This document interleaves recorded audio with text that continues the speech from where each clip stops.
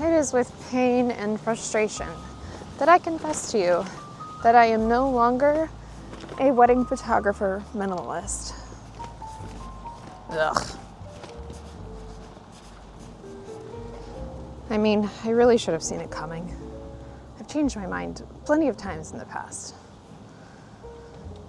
But my reason's a good reason. As always, though, I think it's important to give you just a little bit of context. And if you're not familiar, I made some videos a while back talking about how I am a wedding photographer minimalist. I use like one camera, one lens. And no, I don't not bring backup gear, you goofs, you silly commenters. Yes, I have backup gear, but throughout the day, I just limited myself to a one lens, one camera setup. And it was awesome. I needed it because my body was hurting, my shoulders were hurting. I felt overwhelmed with indecision on the day, and I just thought I might be able to show up better and provide a more artful experience if I did that. So I did for a while, like multiple years, I would say, and it went really well. It went great, actually. I don't know what's wrong with me. Actually, I do know what was wrong with me, and that I just wasn't happy with my work. And I've talked about that in other videos. I had a year of pursuing beauty this past year. And when I did that, I found myself picking up my old 70-200 and putting it on my camera, my mirrorless camera. It didn't fit quite right because I had to use the adapter, but irritatingly, I found that I was a lot happier with my work when I shot with that lens. And that lens is fine. It's just, I could really use an upgrade for the mirrorless lens on this camera body. And you can't just use a 70-200 to shoot an entire wedding. That will not work. You need to have more focal lengths than that. So I need at least two lenses. Son of a biscuit.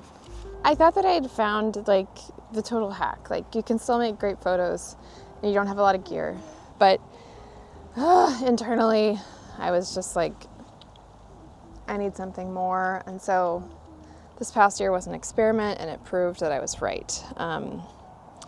And mostly it's just an update. Like there's no profound conclusion here apart from like, I guess it's okay to try things. Even if you try things for a while and decide, I don't know, it's not really for me. I know myself, and I am going to ebb and flow. I'm going to change what I do and change how I do things. But yeah, I guess just going into 2026 weddings, I'm going to have a heavier bag. Dang it. But I'm going to be happier with my photos. And it's not just for me, it's for everyone else, because you don't hire a photographer just on like their ability to know what camera settings are right. Like you expect them to know how to find beauty and see beauty beyond just photographing the moments. So I have a duty to fulfill. And you might be asking yourself, if you weren't focusing on beauty, what were you focusing on? And I was like, focusing on cool framing and composition and light and shadows. Hi, honey. You found me again. Hi, I love you. I found beauty in unique framing and fun foreground elements and cool lighting. But I was really missing depth of field. Really nice, blurry backgrounds, whatever.